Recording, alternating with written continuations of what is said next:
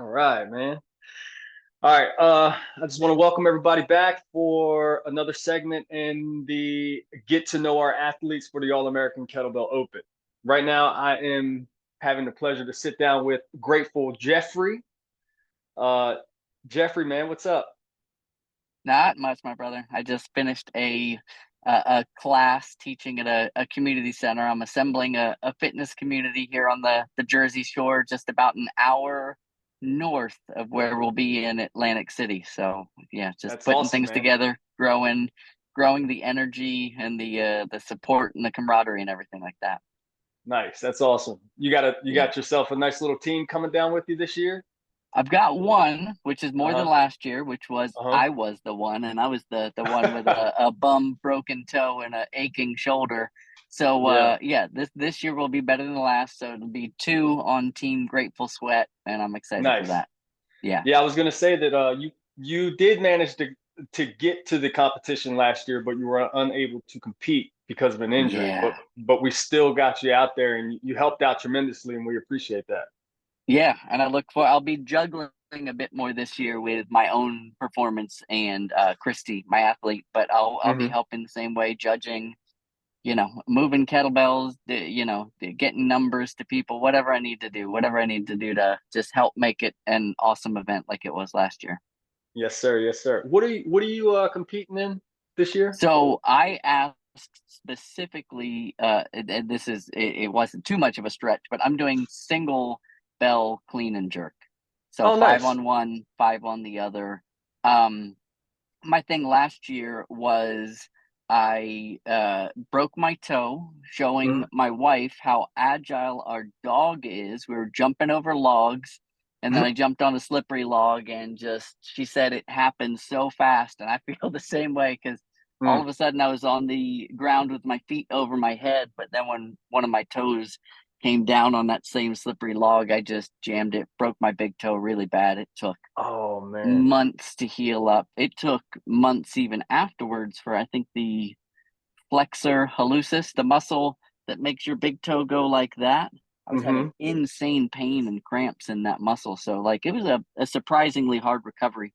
Anyway, because I'm a knucklehead, last year with a broken toe, I kept trying to train for long cycle, which is a Hmm. highly leg driven sport, and it hurt every time I did it. So I ended up using less legs and more arms, and I ended up kind of getting no shoulder injury, but just a really banged up shoulder. And I was like, okay, Yeah. okay, self, let's be smart about this. Let's just go to the event and show up and be as helpful and useful as you can be. Next Hmm. year's your year. So this year, it did take a while for the toe to heal and the shoulder to feel much better. But as I was starting about 2 or 3 months ago to train, I realized that that shoulder injury had just kind of set in some movement patterns where my thoracic mobility wasn't the same as it was the year before. So I'm like, man, Hmm. I really cannot get reliably two bells over my head and really just lock them out and just be able to pause there the way I used to be able to. So I think you and Nikolai, I said, hey, any chance we could do a single bell event because that's Hmm. feeling easy as can be. Yeah. And sure enough, that's what I'm doing. So That's I'm awesome. stoked for it. Everything feels good. No aches, no pains. Ready to It's go. always good, man. I'm glad we could accommodate and get you on the platform. Yeah, I'm looking forward to seeing you perform. That's for sure. me too. And it's the sort of thing where it's not it like I said, it was a request, but it is an event. It's just not Hmm. an event I think that was going to be held until I asked about it because it's a Right. slightly less popular one. A lot of times guys will do the double bell over the single bell. But Hmm. for Of me, course. with just wanting to get back into it and another we all have our ups and downs, but about a month and a half, 2 months ago, I got rhabdo and was in the hospital for 8 days. So this Oh is like wow. truly my comeback tour. That's Got it. all these things That's trying it. to stop me. I'm like, I'm not going to let anything stop me. I'm getting this thing done. Whether I get more reps or less reps than I had thought, I'm showing up, I'm putting feet on the platform, and I'm picking up a bell and not putting it down for 10 minutes. I don't care if I have to stand there for 10 minutes. We're getting this thing done. That's awesome, man. I Yeah. love your enthusiasm and your drive. Your Yeah, drive man. is like one of a kind. Yeah. Uh, Jeffrey, man, tell us and me and the viewers a little bit about your backstory. What Yeah, inspired you to get into kettlebell sport? How long have you been training in the sport? Give us a little bit of sure. history on yourself. Um, Long story short, and my wife always takes a deep breath when I say that because I'm gonna try and make it short. But the gist of it is I got into Krav Maga in my late 20s, and I enjoyed that in jiu-jitsu and Muay Thai. But I was drastically undersized. I was coming off of being a touring musician who didn't eat enough food. So I was skinny, skinny. And I still kind of am. That's kind of going to be my build all the time. But I just had the least amount of muscle I could have. So I said, what is going to make me stronger and more powerful? So I probably Googled kettlebells, martial arts, or no, maybe just strength martial arts, and probably like the Dan John and Steve Cotter and those types would have popped up at that time. Maybe Mike Mahler and stuff like that. So I started just kettlebell training in general then, and saw great success with it.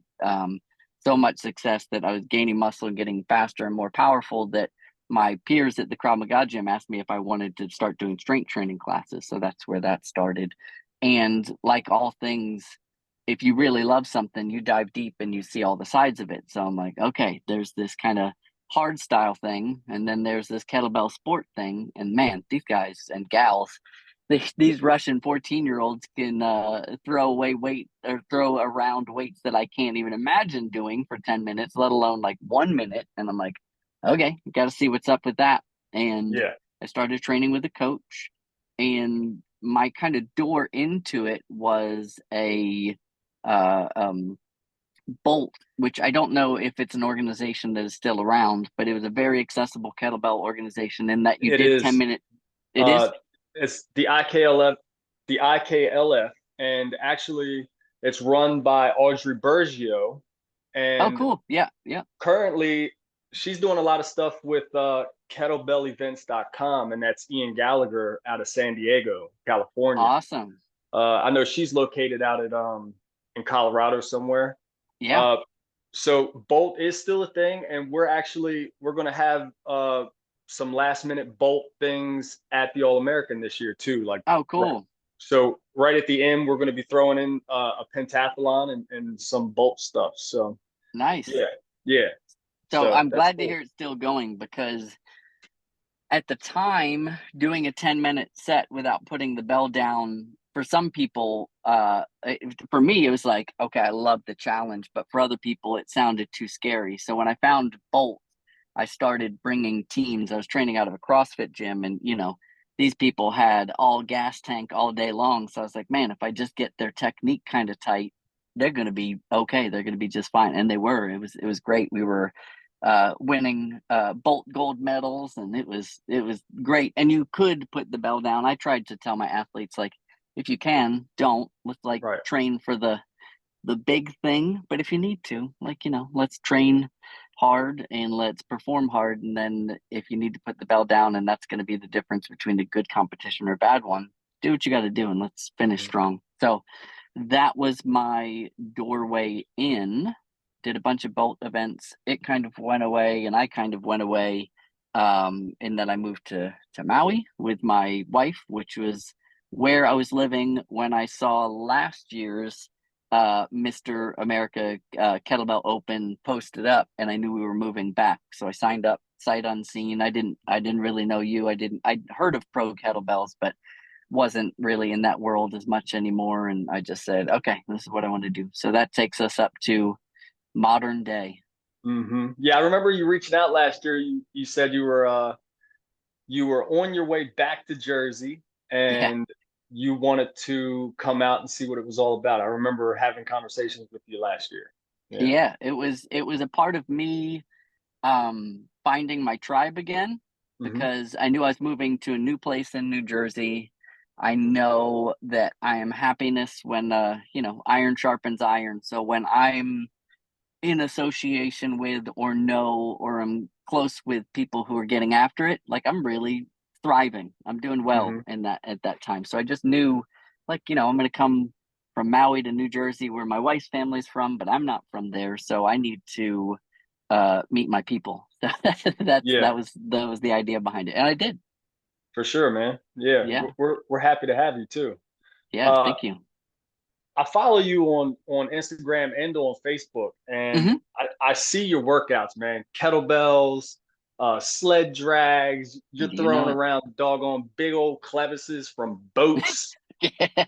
Tell me a little bit about your training and what exactly you're getting into to prepare for the All American Kettlebell Open.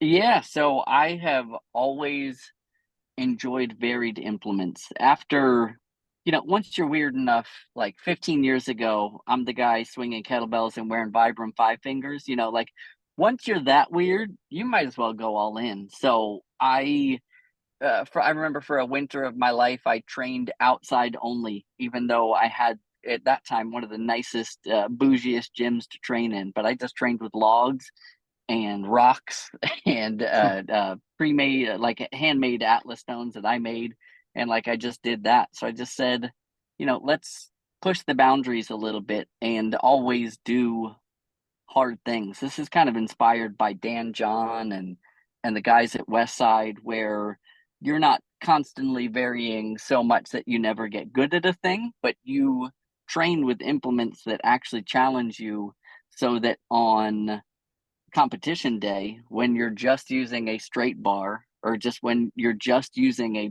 absolutely perfect feeling pro kettlebell, if I've been throwing 40-pound shackles over my head that have a grip that's this thick, when I grab a pro kettlebell, I'm like, oh, this is a Lamborghini, this thing's going to Yeah, move. So training has always been based around making more things more challenging than they would be in life and or competition day. So it's sleds, it's sandbags, it's big old rocks and shackles and stuff like that. And that is made other stuff feel much easier. And to be honest, when I started, before being a musician, I was a laborer and a stonemason. So when I got back into picking up weird things like logs and rocks, I was like, man, I've been practicing this for half my life. yeah. You felt at home, huh? I felt at home, exactly. Yeah. That's So that's awesome. kind of how I've come up with my style. Yeah. So we're like 4 weeks out. How you feeling coming in? You I feel feeling good. pretty good? Yeah, I feel really good. It is the rhabdo thing. 8 days in the hospital will certainly throw you off kilter. Yeah. So stuff isn't where I thought it was going to be, but I'm still pleasantly surprised. Like no Yeah. pain, That's everything's moving well. I feel strong. Endurance is there. I have not pushed a max reps per minute yet. I've just been mm, focusing on my time under tension. You asked a little bit about programming, and basically, right now, it is hitting sets of 5 to maybe 10, um, strength style, with using my kettlebell clean and jerk form, that are going to be heavier than what I use on the day of competition, and then training the actual event with different varied lengths. Actually, I'm not. You asked about programming. I'm doing my strength work, but everything I do for sport sets is directly taken out of Dennis Vasiliev's book.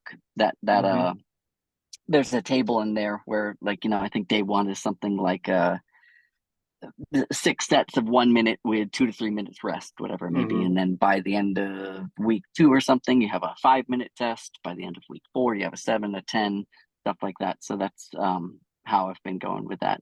When Yeah. somebody else has already laid it out for you and they're really good at the sport, just do what they say. Right. Right. Absolutely. Yeah. Yeah, I have a copy of that book as well, it's and solid. it It's is really good. it's very intuitive. It's Yeah. gives you a lot of knowledge into what's going on. What's up, little dude? Hey, He says what's up, friend? hi. He says hi, bud. All right. How's it You want going? you want to head back in the house real quick? We're almost done. He makes an appearance in almost all the videos. As he should. Listen, I'm in my car right now after just finishing the class, but if we were home, my little Mia, my 2-year-old, she'd have been bolting in and climbing on me. So That's that's awesome. that's the good stuff. It's the best feeling in the world. It really is. Yeah. You know, yesterday I got on the interview with Kim Fox, Oh, And cool. before she hit the record button, we actually did it. Me and Nikolai and I did an interview with her on her page. Oh, awesome. And before she hit the record button, I told the little man, I was like, all right, I just need the room for like an hour. This is my gym space and at my Right. house. And when you tell a kid that, okay, don't do this for Uh-huh. just a set amount of time, like within 30 seconds, he's like Absolutely. hollering, like, I need to Yep. get on there. Yep. Yeah, it's part of life. Uh, Absolutely. And I think that is a part of our experience as well oh, with absolutely. training is like this. When I started kettlebell sport, I was single and I had all the time in the world to just be Mm, obsessed with this thing. But now I have to get in my training and be a good husband and be a good father. And I will say for anybody who's interested in kettlebell sport out there, it is absolutely doable. You don't mm, need hour and a half slog sessions.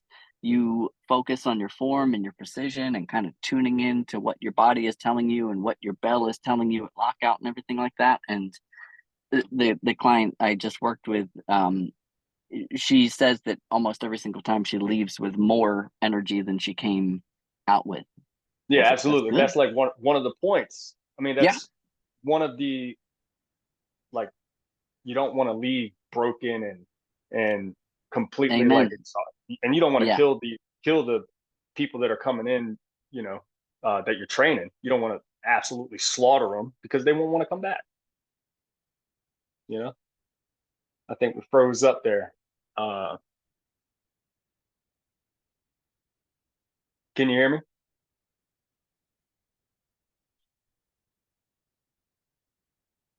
Hello?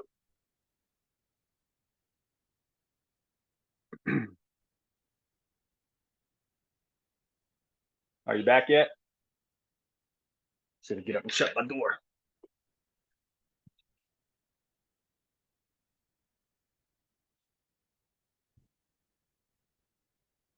Hello? Oh no.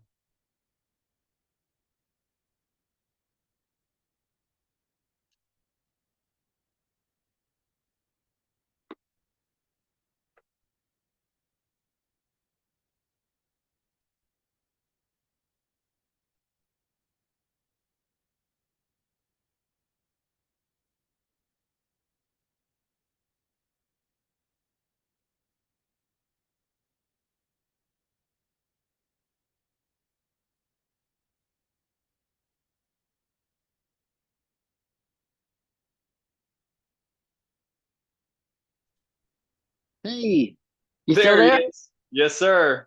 I tell you what, I love doing a good old fashioned Zoom interview in my car, but this is the second time where I've just sat in the baking hot sun and Oh my yeah. phone's gotten too hot. So I just hopped out of the car. Oh Anyway, man.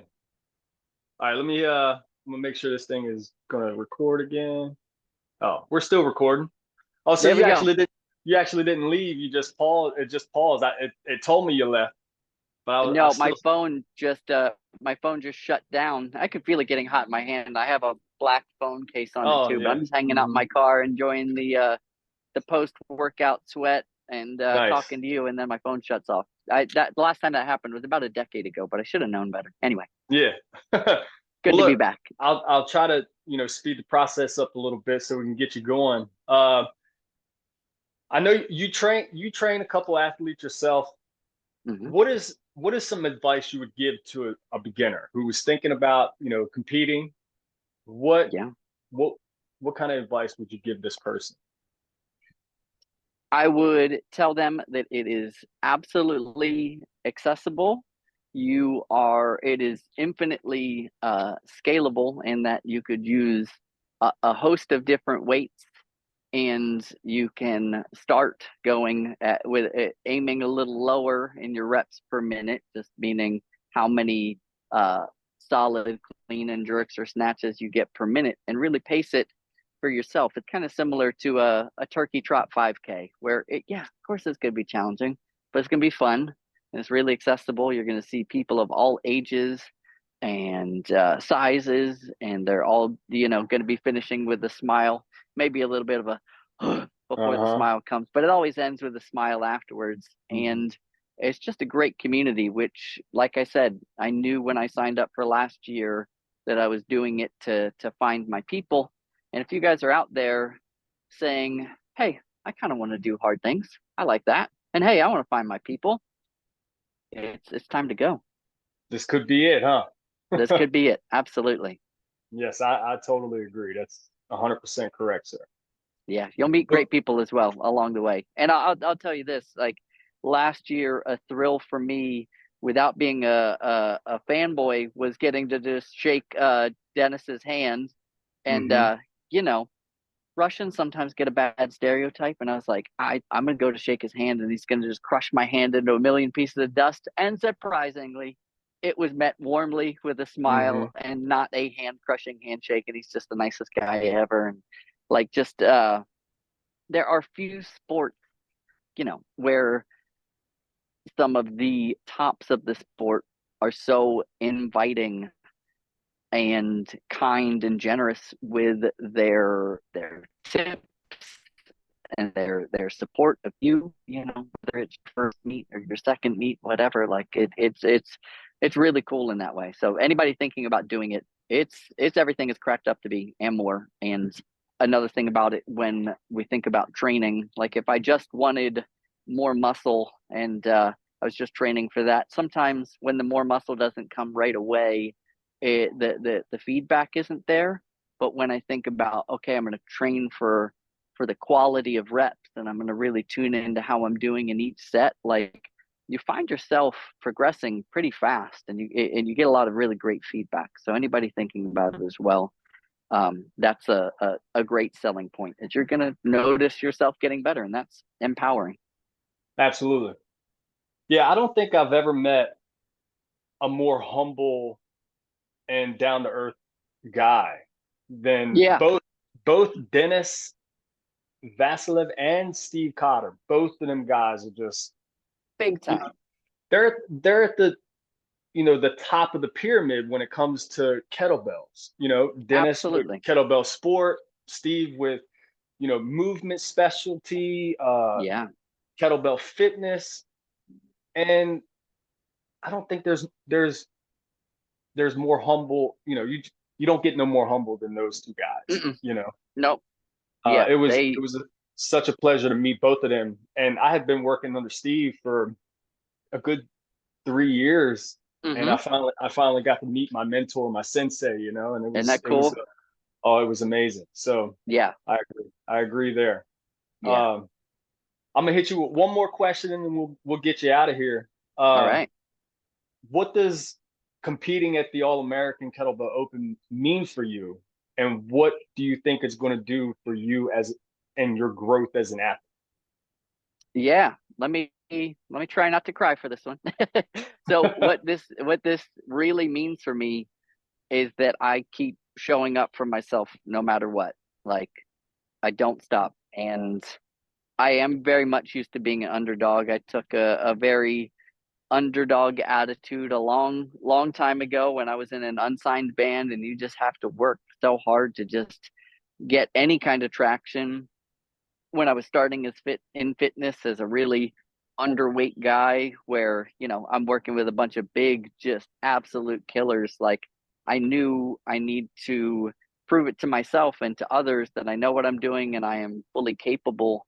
So me doing this after last year's broken toe, and I was 44 at the time, and I trained pretty smart, so I'd never had that kind of shoulder issue because I was training kind of dumb. But you know, showing up anyway, showing up for myself, showing up for the sport was important to me.